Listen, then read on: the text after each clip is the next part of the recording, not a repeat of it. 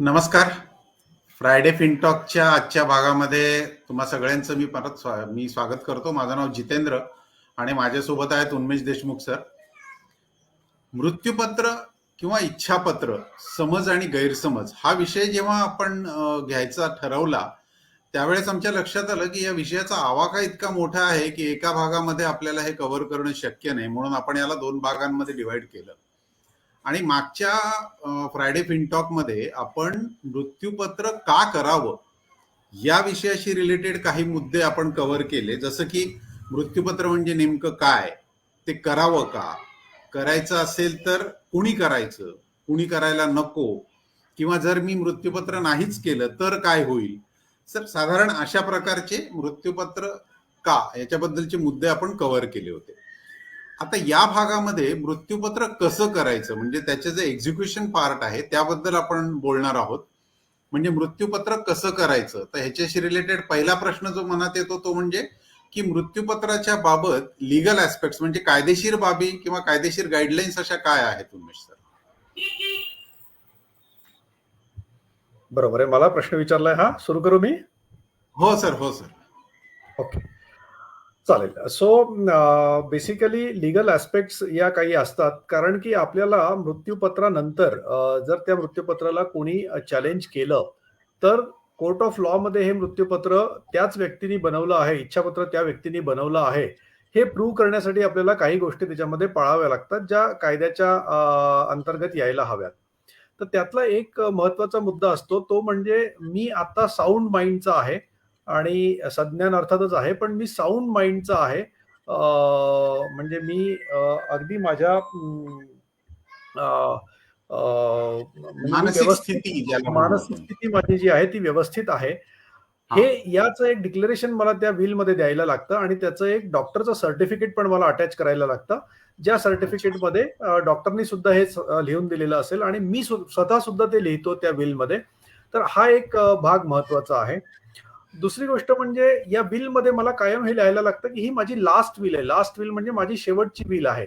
शेवटची विल आहे असं लिहिल्यानंतर माझे या आधीचे जे विल्स आहेत ते विल्स सगळे बाद होतात आणि ही जी विल आहे ही विल माझी आता व्हॅलिड विल आहे असं समजलं जातं. म्हणून मी माझ्या प्रत्येक विल मध्ये ही माझी लास्ट विल आहे आणि अर्थात त्याच्यामध्ये डेट टाकलेली असते. तर त्या डेट प्रमाणे ही तुमची लास्ट विल अशी समजली जाते. मग त्याच्या आधीचे जर कुठल्या विल असतील तर त्या विल मात्र बाद होतात. ही पण एक गरज त्याच्यामध्ये कायद्यानुसार असते. त्याशिवाय 2 गोष्टी आणखीन आपल्याला बघायला लागतील. त्या म्हणजे प्रत्येक विल मध्ये 2 विटनेसेस असायला हवेत. जे विटनेस तुमची विल साइन करतील आणि त्या विलद्वारे उद्या चालून जर कोर्टामध्ये साक्ष देण्याची गरज पडली तर हे विटनेसेस जे आहेत हे विटनेसेस कोर्टामध्ये उभे राहू शकतील तुमच्या बाजूने. आणि आणखीन एक महत्वाचा मुद्दा असा आहे तो म्हणजे त्या विल मध्ये एक एक्झिक्युटर असायला हवा.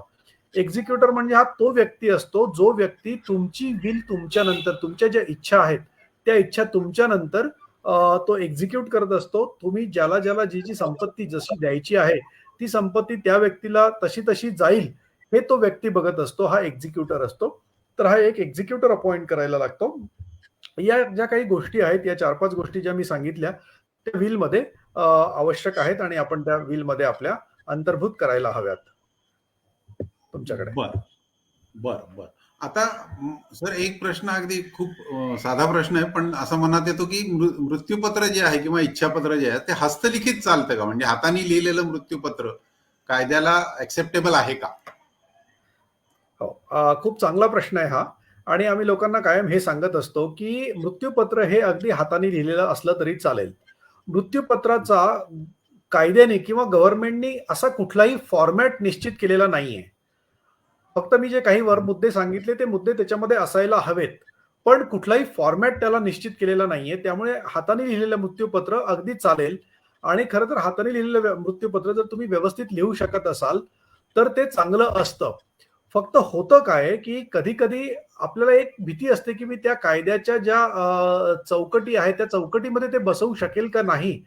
ही जर शंका असेल तर मात्र आपण ते एखाद्या कायदेतज्ञाकडनं करून घेतलेलं जास्त चांगलं असतं.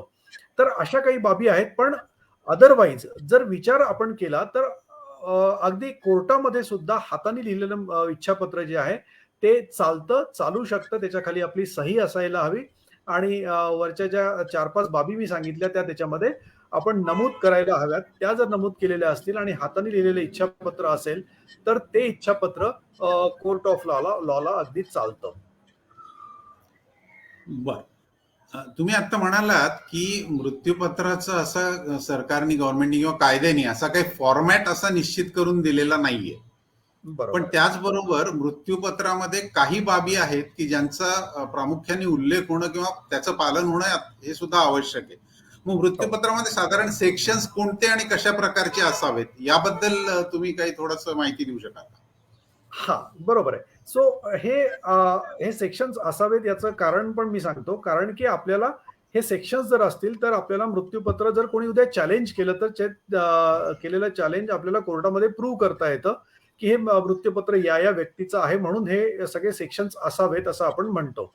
तर एक डिक्लेरेशन त्याच्या एक सेक्शन असं असावं, ज्यामध्ये मी डिक्लेअर करेल, की हे माझं last will and last testament आहे आणि याच्या आधी जर मी कुठले विल केलेले असतील, तर ते विल माझे बाद होतील हे विल मी केल्यामुळे. तर ओके. हे एक सेक्शन आपलं त्याच्यामध्ये असावं.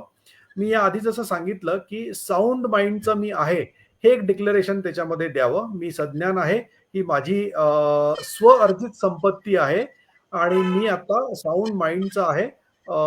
अशा प्रकारचं एक डिक्लेरेशन त्याच्यामध्ये असावं. मी हे मृत्यूपत्र माझ्या स्वेच्छेने बनवतो आहे. हा एक सेक्शन त्याच्यामध्ये असावा. अगदी हे फार याला फॉर्मॅट नाहीये, पण हे छोटे-छोटे डिक्लेरेशन्स आहेत. एक जे सेक्शन आहे ते विटनेसचं सेक्शन असावं, की हे विटनेसेस आहेत आणि या विटनेसेसनी हे मृत्यूपत्र इथे विटनेस म्हणून सह्या त्यांच्या याच्यावरती असणार आहेत. एक सेक्शन जे आहे ते एक्झिक्युटरचं आहे. त्यामध्ये एक्झिक्युटरला दिलेल्या ज्या सूचना आहेत, त्या सूचना लिहिलेल्या असतील. म्हणजे एक्झिक्युटरला जर कुठले टॅक्सेस यांच्या बिहाफवरती भरावे लागले, तर मी एक उदाहरण घेऊन सांगतोय, तर तो एक्झिक्युटर यांच्या संपत्तीतनं ते टॅक्सेस वसूल करू शकेल किंवा त्या एक्झिक्युटरला यांना काही पैसे द्यायचे असतील तो एक्झिक्यूट करतोय म्हणून त्याला काही मेहनताना द्यायचं असेल, तर ती पण बाब ते त्या एक्झिक्युटरचा जो सेक्शन आहे त्या सेक्शनमध्ये लिहू शकतात. तर असा एक एक्झिक्युटरचा सेक्शन असतो आणि सगळ्यात महत्वाचा सेक्शन असतो तो म्हणजे मालमत्ता विवरणाचा सेक्शन. आणि मालमत्ता विवरणाचा जो सेक्शन आहे त्या सेक्शनमध्ये अर्थात मला कोणाला काय मालमत्ता, माझी संपत्ती कोणाला कशी वाटून द्यायची आहे, हा एक सेक्शन असतो. तर मी हे जे साधारणपणे हे जे सेक्शन सांगितले, हे सेक्शन्स आपल्या मृत्यूपत्रामध्ये किंवा इच्छापत्रामध्ये किंवा विलमध्ये आपले असावेत, जेणेकरून कायद्याला हे समजायला सोपं जातं, की मला नेमकं म्हणायचं काय आहे. सर, आता याच्यातनं 3 मुद्दे प्रकर्षाने माझ्या लक्षात आले. त्यातला पहिला मुद्दा आहे तो साक्षीदाराचा. हो. आता दोन साक्षीदार असायला हवेत. पण हे 2 साक्षीदार कोण असावेत किंवा कोण चालू शकतात? म्हणजे उदाहरणार्थ माझ्या घरातले माझे नातेवाईक किंवा माझे कुटुंबातले कोणी चालतात का? किंवा ते कोण असावेत याबद्दल काही कायद्याच्या गाईडलाईन्स आहेत का? साक्षीदार हा जो आहे हा एक सज्ञान व्यक्ती असायला हवा आणि या 2 साक्षीदार असायला हवेत असं आपण म्हणतो, जेणेकरून उद्या कोर्टामध्ये जर उभं राहायची गरज पडली तर या साक्षीदारांपैकी कोणीतरी कोर्टामध्ये उभं राहायला तयार असावं. तर सगळ्यात महत्वाचा मुद्दा आहे हा सज्ञान असावा आणि शक्यतो तो आपल्या इच्छापत्रामधला बेनिफिशरी नसावा. म्हणजे आपल्याला कॉम्प्लिकेशन्स टाळता येतील. म्हणजे मी इच्छापत्र लिहितोय, मी ज्याला बेनिफिशरी केलं त्यालाच विटनेस केलं, असं शक्यतो मी करायला नको. कोणाला तरी तटस्थ व्यक्तीला मी विटनेस त्याच्यामध्ये करायला हवं आणि विटनेसला मी माझ्या इच्छापत्रामध्ये काय लिहितोय हे माहिती असण्याची गरज नाहीये. म्हणजे मी काय त्याला कोणाला काय दिलं हे मात्र त्याला सांगण्याची मला गरज नाहीये. तरी सुद्धा माझा बेनिफिशियरी जर त्या ठिकाणी विटनेस नसला तर जास्त चांगलं आहे. कोणीतरी तटस्थ व्यक्ती आपण विटनेस म्हणून आपल्या इच्छापत्रामध्ये ठेवावा आणि त्याच्या ज्या नॉर्मल रिक्वायरमेंट असतात त्याचं नाव, गाव, पत्ता आणि त्याची सही आणि त्यांनी ती सही कुठे केली हे साधारणतः त्याच्यामध्ये मेन्शन करावं लागतं. याशिवाय विटनेसच्या अशा फार काही स्ट्रिंजंट रिक्वायरमेंट नाहीयेत. ज्या नॉर्मल कुठल्याही डॉक्युमेंटमध्ये विटनेसच्या रिक्वायरमेंट असतात, त्याच रिक्वायरमेंट इथे सुद्धा आहेत आणि अगदी आपल्या जवळचा कोणी पण व्यक्ती याच्यामध्ये विटनेस म्हणून राहू शकतो. पण पुढचे कॉम्प्लिकेशन्स टाळायचे असतील तर आपण बेनिफिशियरीला कोणालाही त्याच्यामध्ये विटनेस करू नये. आता दुसरा मुद्दा ह्याच्यानंतरचा जो आहे तो म्हणजे एक्झिक्युटर. आता एक्झिक्युटर म्हणजे कोण हे तुम्ही तर आता सांगितलं होतं त्यावेळेस की एक्झिक्युटर म्हणजे काय ते. पण हा एक्झिक्युटर कोण असावा म्हणजे त्याच्याबद्दल सुद्धा काही गाईडलाईन्स आहेत का? म्हणजे त्याबद्दल त्याच्याकडे काही कायद्याचं ज्ञान असावं किंवा असं असं काही गाईडलाईन्स त्याबद्दल आहेत का? सगळ्यात आधी आपल्याला हे समजावून घ्यायला लागेल की एक्झिक्युटर म्हणजे काय. तर एक्झिक्युटर म्हणजे मी जसं आता सांगितलं आणि तुम्ही पण त्याचा उल्लेख केलात, तर एक्झिक्युटर म्हणजे आपल्यानंतर आपल्या इच्छापत्राचं किंवा मृत्यूपत्राचं जो वाचन करतो आणि त्या इच्छापत्राला मृत्यूपत्राला आपल्या इच्छेप्रमाणे एक्झिक्यूट करतो किंवा त्यातल्या ज्या तरतुदी मी केलेल्या आहेत त्या बाबी तडीस नेतो. आपण आपल्या हिंदी मूव्हीजमध्ये बऱ्याचदा बघितलेलं आहे, जुन्या हिंदी मूव्हीजमध्ये पर्टिक्युलरली, की एक मोठा बुजुर्ग व्यक्ती असतो, तो कुठेतरी बसतो आणि सगळ्या फॅमिलीच्या समोर तो त्या मृत्यूपत्राचं वाचन करत असतो. अशा प्रकारचे सीन्स आपण जुन्या मूव्हीजमध्ये बघितलेले आहेत. तर हाच तो व्यक्ती आहे ज्याला आपण एक्झिक्युटर या ठिकाणी म्हणतोय. तर एक्झिक्युटरचं जे काम आहे ते अर्थात मी जसं म्हणालो, की त्या सगळ्या गोष्टी, ज्या बाबी आपण आपल्या इच्छापत्रामध्ये लिहिलेल्या आहेत, त्या तडीस नेणं, ज्याची संपत्ती ज्याला मी जशी वाटून दिलेली आहे, मृत्यूपत्र लिहिणाऱ्यांनी जशी वाटून दिलेली आहे, तशी तशी ती त्याला मिळणं, हे एन्श्युअर करण्याचं काम हे एक्झिक्युटरचं असतं. आता एक्झिक्युटर कोण असावा? तर अगेन जसं मी विटनेसच्या बाबतीत सांगितलं, तसंच एक्झिक्युटरच्या बाबतीत शक्यतो तो इच्छापत्र लिहिणारा जो व्यक्ती आहे, त्या व्यक्तीपेक्षा तो वयाने लहान असावा. म्हणजे आपण याच्यामध्ये साधारणतः हे एन्श्युअर करण्याचा प्रयत्न करतोय, की जो इच्छापत्र लिहिणारा व्यक्ती आहे, त्यापेक्षा त्याचा मृत्यू जर नॅचरल येणार असेल, तो तो त्या व्यक्तीच्या नंतर यावा, इच्छापत्र लिहिणाऱ्याच्या नंतर. तर त्यामुळे तो वयाने कमी असावा शक्यतो इच्छापत्र लिहिणाऱ्या व्यक्तीपेक्षा. त्यानंतर तो त्याच्या विश्वासातला असावा आणि या इच्छापत्र लिहिणाऱ्याचा तो त्याला त्याच्यावरती विश्वास असायला हवा, की मी जे जे माझ्या विलमध्ये लिहून ठेवलेलं आहे, ते विलमध्ये लिहिलेला हा व्यक्ती माझ्यानंतर पूर्णपणे जसं मी सांगितलंय तसंच तडीस नेईल. तर असा तो व्यक्ती असावा. तो नातेवाईक असू शकतो, तो लांबचा व्यक्ती असू शकतो, तो कोणीही असू शकतो. अगदी ज्याला मी बेनिफिशियरी केलेलं आहे, त्या बेनिफिशियरी पैकी सुद्धा एखादा व्यक्ती एक्झिक्युटर असू शकतो. पण शक्यतो मी ज्याला बेनिफिशियरी केलेला आहे, त्यातल्या एका व्यक्तीला एक्झिक्युटर करणं आपण टाळावं. पर्टिक्युलरली ज्या ठिकाणी कॉम्प्लिकेशन्स असतील त्या ठिकाणी तरी टाळायलाच हवं. याचं कारण असं आहे, की जे बाकीचे बेनिफिशियरी आहेत, त्यांना उद्या चालून असं वाटायला नको, की हा जो विटनेस आहे, या विटनेसनी या ठिकाणी काही मॅनिप्युलेशन्स केलेले आहेत. म्हणून आपण जिथे कॉम्प्लिकेशन्स असतील, जिथे बरेचसे लीगल हायर्स असतील किंवा बरेचसे वारसदार असतील, अशा ठिकाणी आपण एक असा विटनेस त्या ठिकाणी नेमायला हवा, जो आपल्या विश्वासातला आहे, ज्याला थोडं बहुत यातल्या थोड्या बहुत गोष्टी कळतात आणि जो सक्षम असेल माझ्या नंतर या गोष्टी करण्यासाठी. तर असा एखादा व्यक्ती आपण विटनेस म्हणून त्यामध्ये नेमायला हवा. आता आपण म्हटलं की याआधी विटनेसच्या ऐवजी मला एक्झिक्युटर हा शब्द मी वापरायला हवा. एक्झिक्युटर. तर हा तर या ठिकाणी याआधी मी आता म्हणालो की विटनेसला तुम्ही विलमध्ये काय लिहिलेलं आहे हे माहिती असण्याची गरज नाहीये. पण एक्झिक्युटरला मात्र तुम्ही विलमध्ये काय लिहिलेलं आहे हे जर माहिती असेल, तर तो जास्त चांगल्या पद्धतीने तुमचं विल एक्झिक्यूट करू शकेल. त्यामुळे तुम्ही जो एक्झिक्युटर आहे, त्या एक्झिक्युटरला तुमची विल लॉजिकली दाखवायला हवी, दाखवलीच पाहिजे असं कंपल्शन नाहीये. पण since you want it to be executed as good as as better as possible, त्यामुळे तुम्ही त्याला तुमच्या विलमध्ये काय कंटेंट्स आहेत, तुम्ही कोणाकोणाला काय देणं तुम्हाला अपेक्षित आहे, या सगळ्या गोष्टी तुम्ही त्याला दाखवलेल्या असायला हव्यात. तर विटनेस हा सुद्धा एक सामान्य व्यक्ती असतो, जो आपल्यापेक्षा वयाने थोडासा लहान असायला हवा आणि त्याला विलमध्ये काय लिहिलेलं आहे हे माहिती असायला हवं आणि तो या गोष्टींना अग्री असायला हवा, की मी तुमची इच्छापत्र किंवा तुमचं मृत्यूपत्र हे तुमच्या नंतर एक्झिक्यूट करेल आणि म्हणूनच त्याची सही त्याचं नाव गाव पत्त्यासहित त्या विलवरती केलेली असायला हवी. ओके. म्हणजे थोडक्यात असं की एखाद्या व्यक्तीने केलेलं मृत्यूपत्र जे आहे त्याची त्याच्या मृत्यूनंतर अंमलबजावणी, त्याला हवी तशी अंमलबजावणी त्या मृत्यूपत्राप्रमाणे करण्याची जबाबदारी ज्याच्यावर असती अगदी तो बरोबर. म्हणजे एक्झिक्युटर. अगदी बरोबर. बरोबर. ओके. आता तुम्ही आधी तुमच्या ह्याच्यामध्ये मी तिसरा मुद्दा जो म्हणालो तो असा की आधी सांगताना याबद्दल थोडा उल्लेख केला होता ब्रीफली, की मालमत्तेचं विवरण मृत्यूपत्रामध्ये कशा पद्धतीने द्यायला हवं, कोणाला काय द्यायचंय ते लिहायचं, असं तुम्ही थोडक्यात म्हणाला होतात. पण याबद्दल थोडंसं विस्ताराने सांगितलं तर बरं होईल. सगळ्यात महत्वाचा जो सेक्शन आहे कुठल्याही विलमध्ये, कुठल्याही मृत्यूपत्रामध्ये तो हाच आहे. कारण मालमत्तेचं विवरण हा सेक्शन फार महत्वाचा आहे. हा सेक्शन हे सांगतो, की माझ्याकडे जी माझी आता स्वअर्जित संपत्ती आहे, ती संपत्ती मी कोणाला आणि किती प्रमाणामध्ये द्यायला हवी. तर शक्यतो एका टेबलच्या फॉर्मॅटमध्ये आपण त्यामध्ये लिहायला हवं. ते म्हणजे त्या संपत्तीचं नाव, एक आयडेंटिफायर त्या संपत्तीला असायला हवा. उदाहरणार्थ माझ्या सेव्हिंग बँकेच्या अकाउंट नंबर मधले पैसे, तर सेव्हिंग बँकेचा अकाउंट नंबर आपण तिथे मेन्शन करायला हवा आणि या सेव्हिंग अकाउंट नंबरवरनं ती जी संपत्ती आहे ती आयडेंटिफाय होईल. तर तिथे अकाउंट नंबर टाकल्यानंतर त्याचं डिस्क्रिप्शन पुढच्या कॉलममध्ये असायला हवं. पहिला कॉलम झाला संपत्तीचं नाव, म्हणजे हे सेव्हिंग अकाउंट नंबर. दुसऱ्या बरोबर. याच्यामध्ये मी त्याचं थोडंसं डिस्क्रिप्शन करायला हवं. डिस्क्रिप्शन म्हणजे काय, माझं या बँकेमध्ये हे सेव्हिंग अकाउंट आहे, तिथे परत नंबर जरी टाकला तरी पण चालण्यासारखं आहे. हा झाला दुसरा कॉलम माझा. तिसऱ्या कॉलममध्ये जो बेनिफिशियरी आहे त्याचं पूर्ण नाव असायला हवं आणि त्याचा बेनिफिशियरी जो त्याचं पूर्ण नाव आपण लिहितो, त्याचं नातं जर काही असेल या व्यक्तीशी, तर ते नातं पण आपण तिथे लिहायला हवं.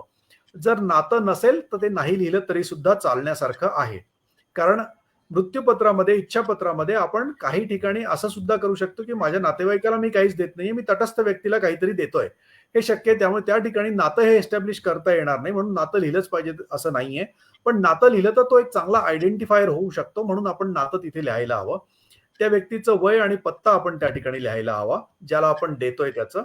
आणि आता सगळ्यात महत्वाच्या भागाकडे मी येतोय, की या सेव्हिंग अकाउंट मधले सगळे पैसे मला जर त्याला द्यायचे असतील, तर तुम्ही एकतर ते अमाउंट मध्ये मेन्शन करू शकता किंवा पर्सेंटेज मध्ये मेन्शन करू शकता. या ठिकाणी मी खूप आग्रहाने तुम्हाला सांगेल, की तुम्ही ते पर्सेंटेज मध्ये मेन्शन करायला हवं. त्याचं कारण असं आहे, की तुमच्या सेव्हिंग अकाउंट मधली रक्कम आता जेवढी आहे, तेवढीच ती विल एक्झिक्युशनच्या वेळेस असेल असं नाहीये. असेल. ती रक्कम त्यावेळी बदललेली असेल.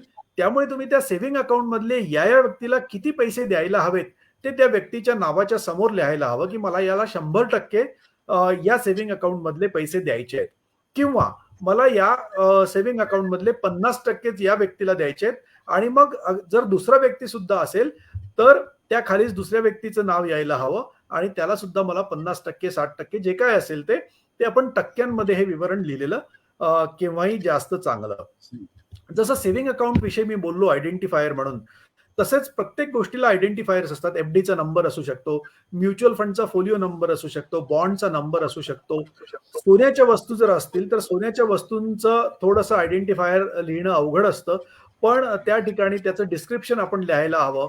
फॉर एक्झाम्पल मोती असलेले कानातले, अशा प्रकारचं आयडेंटिफायर आपण काहीतरी लिहायला हवं. ती जर स्थावर संपत्ती असेल तर तिचा पत्ता आपण लिहायला हवा आणि त्याचे पर्सेंटेजेस मात्र आपण प्रत्येक ठिकाणी मेन्शन करायला हवेत. तर असा एक टेबल फॉर्मॅटमध्ये आपण करावा, ज्या टेबल फॉर्मॅटमध्ये सगळ्यात डावीकडचा जो कॉलम असेल त्या डावीकडच्या कॉलममध्ये ती संपत्ती, दुसऱ्या कॉलममध्ये त्याचं विवरण, तिसऱ्या कॉलममध्ये ती कोणाला द्यायची आहे, त्याचं वय, नाव, गाव, पत्ता आणि त्या व्यक्तीला किती पर्सेंट द्यायचंय हे शेवटच्या कॉलममध्ये सुद्धा आपण लिहू शकतो वेगळं, किंवा त्या कॉलममध्ये अगदी लिहिलं तरी चालेल. अशा प्रकारचं हे समजायला सोपं जाईल आणि समोरच्याला इंटरप्रेट करायला यामध्ये कुठल्याही प्रकारचं कन्फ्युजन असायला नको. अशा प्रकारचा आपण हा तक्ता तयार करावा, ज्यामध्ये क्लॅरिटी असायला हवी. मी अगेन सांगतो, की इथे फॉर्मॅट कुठलाच नाहीये, पण क्लॅरिटी असणं महत्वाचं आहे. जेव्हा समोरचा व्यक्ती वाचतो किंवा जेव्हा याला कोर्ट वाचतं, तेव्हा कोर्टाला हे तुम्ही काय म्हणताय तेच अगदी प्रतीत झालं पाहिजे आणि तशाच प्रकारे कोर्टाने ती ऑर्डर उद्या दिली पाहिजे, जर तशी गरज पडली तर. किंवा एक्झिक्युटरनी ते वाचलं आणि एक्झिक्युटरला सुद्धा ते तसंच नेमकं प्रतीत झालं पाहिजे आणि प्रत्येकाला ते नेमकं तसंच प्रतीत झालं पाहिजे. ही ती गरज आहे आणि म्हणून आपण क्लिअर आणि क्रिस्प तिथे लिहावं. जेवढं जास्त आपल्याला विवरण लिहिता येईल तेवढं चांगलं. आणि म्हणजे आपल्याला अशी त्याला कुठलीच मर्यादा नाहीये, की मी किती पानांचं बिल असावं. त्यामुळे तुम्हाला अगदी जास्त आयटम्स करायचे असतील, म्हणजे फॉर एक्झाम्पल सोन्याचे छोटे-छोटे आयटम्स असतात, तर तुम्हाला ते आयटम्स जास्त करायचे असतील तरी चालू शकेल. किंवा तुम्ही असं सुद्धा करू शकता, की लेट्स से माझ्याकडे 500 ग्रॅम सोनं आहे आणि या 500 ग्रॅम सोन्यापैकी मला 30% एकाला द्यायचंय, 30% दुसऱ्याला द्यायचंय आणि उरलेलं 40% जे आहे ते तिसऱ्याला द्यायचंय. असं सुद्धा तुम्ही लिहू शकता. त्या केसमध्ये मात्र तुमचं सगळं सोनं एकत्रित केलं जाईल आणि ते सगळं वाटल्या जाईल. मग ते वाटण्याच्या वेळी तेवढं प्रिसाईज कदाचित वाटल्या जाणार नाही आणि त्यावेळी थोडंसं याच्यामध्ये अँबिग्युटी येऊ शकते. कारण की आपण आयटम बाय आयटम विवरण न देता आपण ओव्हरऑल विवरण दिलेलं आहे आणि मग मात्र तो जो मुद्दा आहे तो त्या एक्झिक्युटरवरती आणि जे विटनेसेस त्यांचं मध्ये जे सामंजस्य आहे त्या बेसिसवरती ते प्रत्येकाला दिल्या जाईल. तर मला वाटतं अशा प्रकारे एक तो तक्ता असावा आणि त्यात अगेन मी जसं सांगितलं तसं रॉकेट सायन्स किंवा फॉर्मॅट कुठलाच नाहीये. पण ज्या बाबी नमूद कराव्या त्यामध्ये त्या मी सांगण्याचा यात प्रयत्न केलेला आहे. बरं. तर पुढच्या मुद्द्याकडे जाण्याआधी ना एक प्रश्न आलेला आहे, तो आपण घेऊयात मध्ये. बरं. प्रश्न असा आहे की जर एक्झिक्युटर किंवा विटनेस म्हणजे साक्षीदार यांचा जर मृत्यू झाला आधी, मृत्यूपत्र ज्यांनी लिहिलंय त्याच्या मृत्यू आधी जर या दोघांपैकी कोणाचा मृत्यू झाला तर काही कायदेशीर निर्देश आहेत का?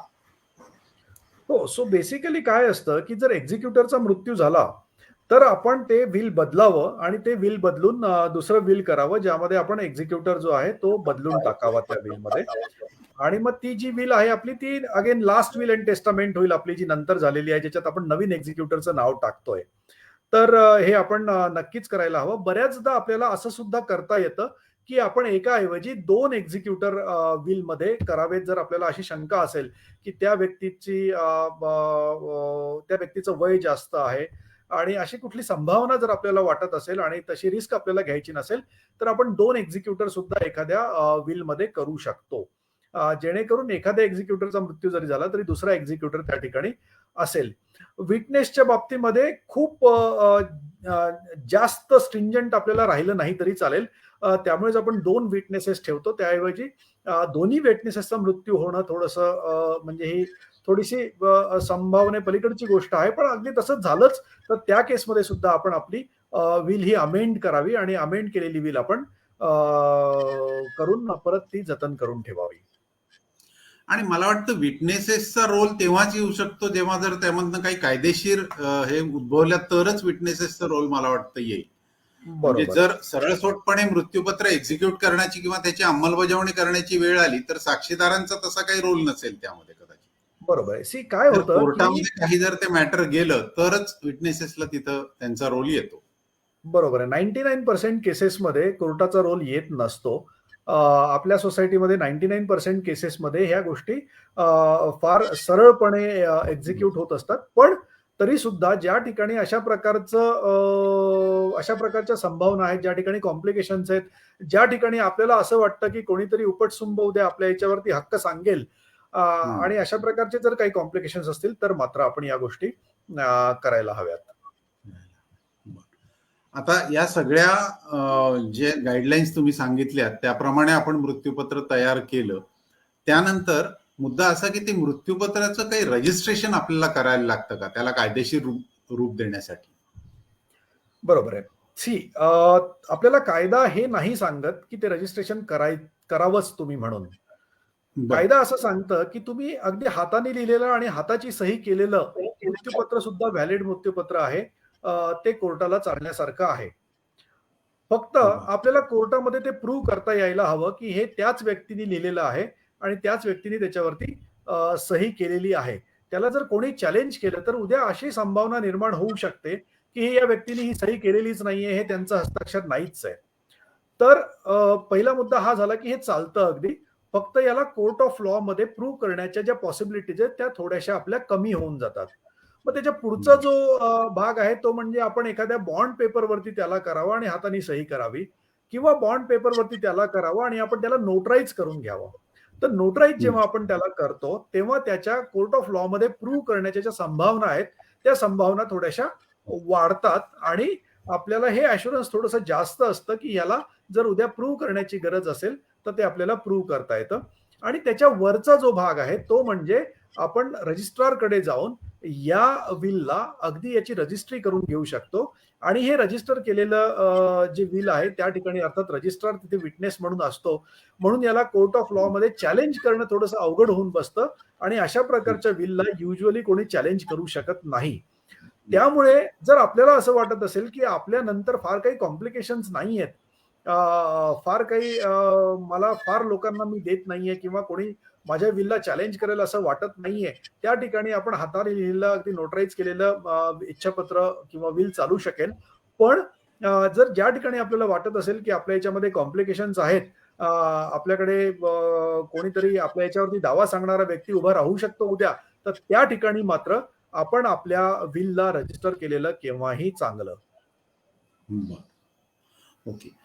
आता असं रजिस्टर केलेलं विल हे त्या व्यक्तीने कुठे ठेवावं जेणेकरून ते योग्य वेळेला हाताळता येईल आणि त्याला सीलबंद करणं सुद्धा गरजेचं असतं का?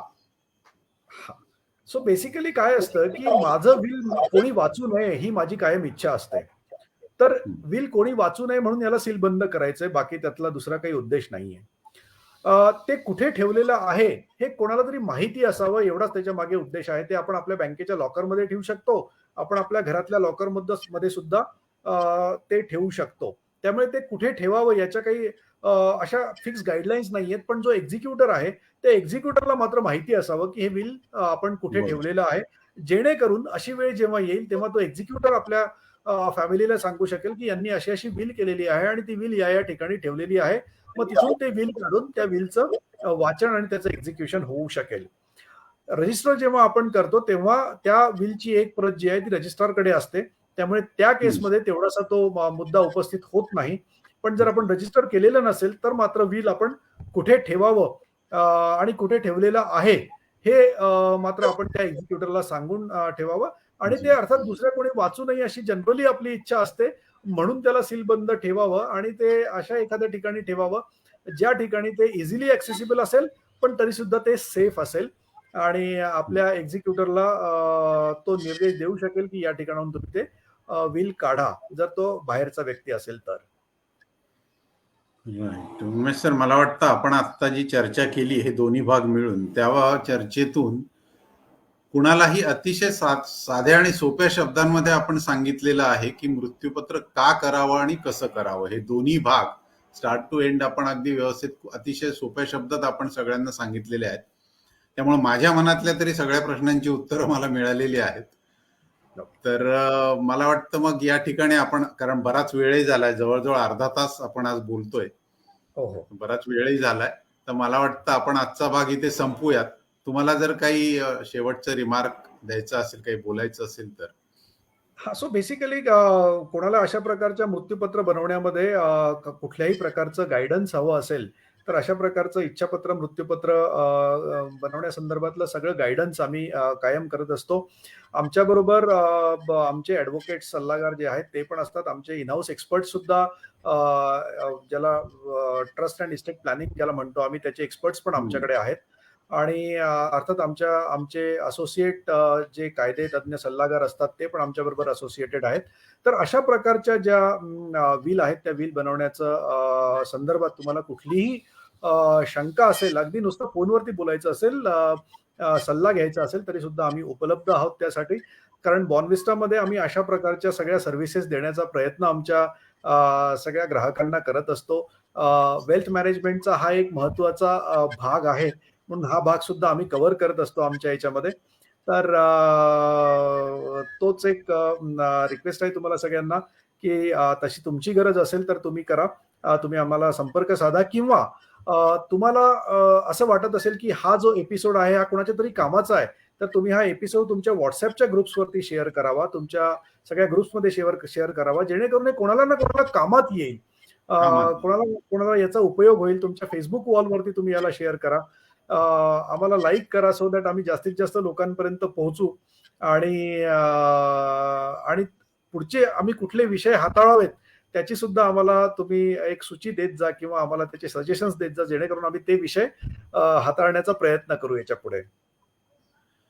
तसं सर, मी अजून एक रिक्वेस्ट माझी सगळ्यांना आहे, जे आत्ता जे बघतायत त्यांना तर प्रश्न असतील, त्यांनी विचारलेच आपल्याला, पण अजून जर हे आपल्या फेसबुकवर आपल्या वॉलवर जाऊन नंतर जे लोक ह्या व्हिडिओ बघतील त्यांच्या मनात जरी काही याबद्दल शंका आल्या, प्रश्न आले, तर त्यांनी ते कॉमेंटमध्ये लिहावेत. आम्ही नक्की तुमच्या प्रश्नांना उत्तर देऊ आणि तुमच्या शंकेचं समाधान करण्याचा प्रयत्न करू. तर थँक्यू उमेश सर. आणि जे लोक ह्या सेशनला होते आणि नंतर सुद्धा जे बघतील त्यांना सगळ्यांचे सुद्धा आभार, धन्यवाद. परत भेटूया पुढच्या शुक्रवारी आणि उन्मेष सर जसं नेहमी सांगतात तसं की तुमच्या घड्याळामध्ये शुक्रवारी 4 वाजेचा अलार्म लावून ठेवा आणि आमचे हे सेशन तुम्ही अटेंड करा. याला हा आमचा फक्त आर्थिक बाबींमध्ये जागरूकता निर्माण करण्याचा एक प्रयत्न आहे. या प्रयत्नामध्ये आम्हाला साथ द्या. शक्य तितकं याला शेअर करा आणि जास्तीत जास्त लोकांपर्यंत पोहोचवा. धन्यवाद. थँक्यू.